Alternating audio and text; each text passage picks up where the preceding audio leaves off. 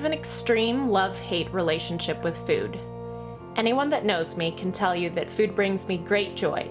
But for the last 4 years of my life, I've felt guilty at every piece of food that has entered my mouth. I've made excuses to miss dinner with friends because I was afraid of the weight I would gain if I ate out.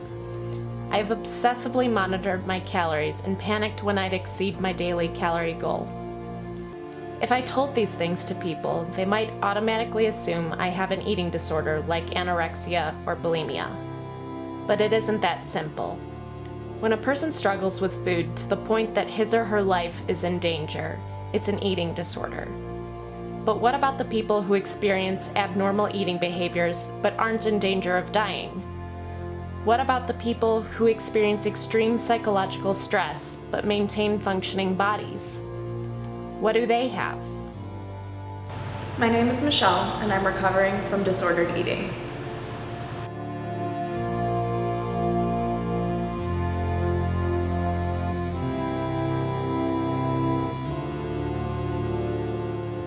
The definition of disordered eating is vague because it affects each person differently.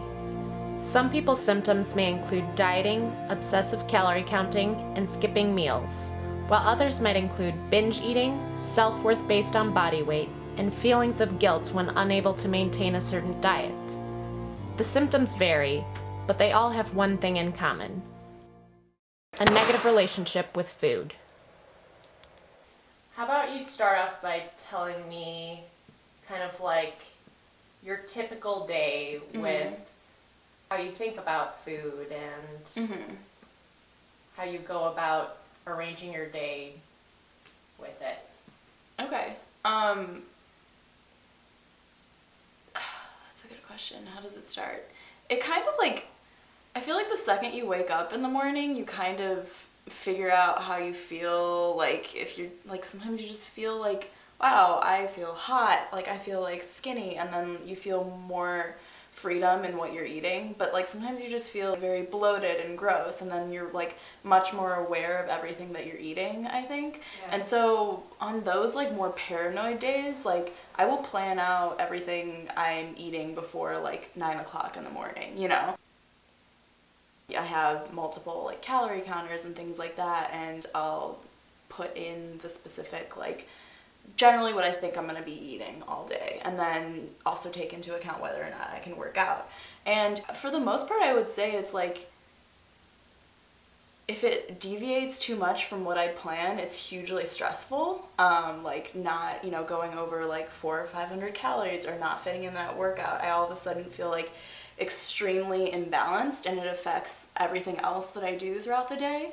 And I won't be able to like focus on work or like my relationships with my friends or anything like that. It's like something that's constantly on my mind if I am not able to stick to that routine that I want. And I mean, I generally have a routine in my life just in terms of school and getting work done, I would say. But like when it comes to like food and health and like working out, like it's a paranoia. It's not just sticking to a routine. And not being able like to stick to that is like really uncomfortable, I guess I would say. How do you feel like it affects you in maybe social scenarios or someone asks you to go out to eat? Just what are your feelings when something like that happens? If like I'm not given like a 12-hour warning that I have to like go like drink alcohol or go like eat a bigger meal, I'm so stressed out because I wasn't able to plan for those extra, who knows, it could be 1,000 calories, or that'll take time away from being able to work out or something like that.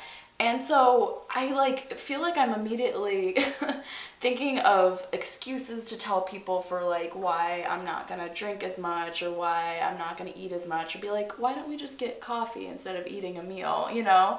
And like that sucks. Like I should just be focused on like, oh, I'm gonna go hang out with my friend and have a meal with them. Like, but instead I'm thinking about, oh, like this is how much fatter I'm gonna be tomorrow because of it.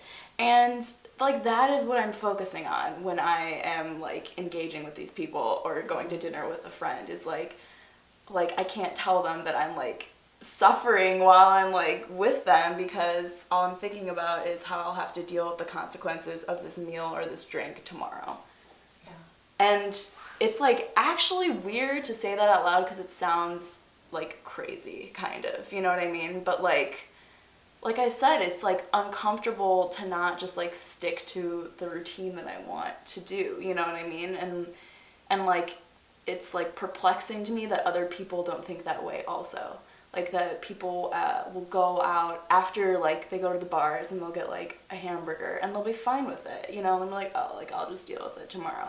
Whereas like I would be like stressed about that for like a week afterwards, you know what I mean? I'd be like, well, now I can't go out next weekend, or there's only like one dinner I can have with one friend for a week because I like just made this terrible mistake, you know what I mean? Yeah. So it's weird. It's such a paranoid tendency, I would say.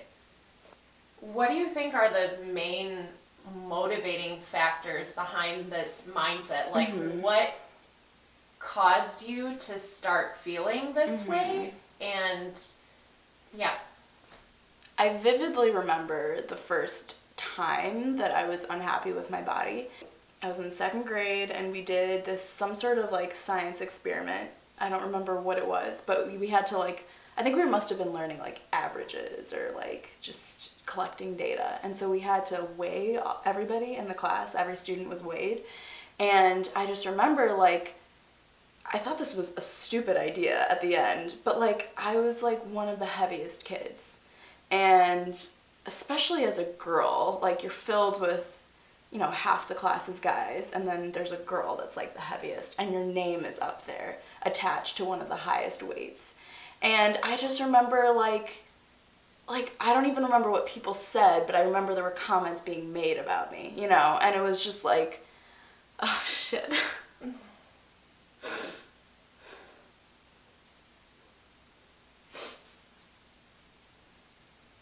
It's like, I remember that day so perfectly. Because it's like, what if that didn't happen and I would never have questioned anything about myself? Every time I talk to Michelle about these issues, it's like I'm looking at a mirror image of my own problems. I too have stories of moments that will forever affect how I view myself. I too have experienced the anxiety that keeps a person from fully engaging in life. And honestly, I'm sick of it. I'm ready to move on. Michelle and I both are. We realize that we have a long way to go before we have a normal relationship with food. But as we continue to challenge ourselves to get better, we have 3 goals in mind. 1. We want to embrace the experiences of life without worrying how it might affect our bodies. 2. We want to love our bodies for the things they can do rather than the way they look. And 3. Above all, we want to value ourselves for what's in our heads and in our hearts. We're more than just 2 bodies, and we're going to start believing it.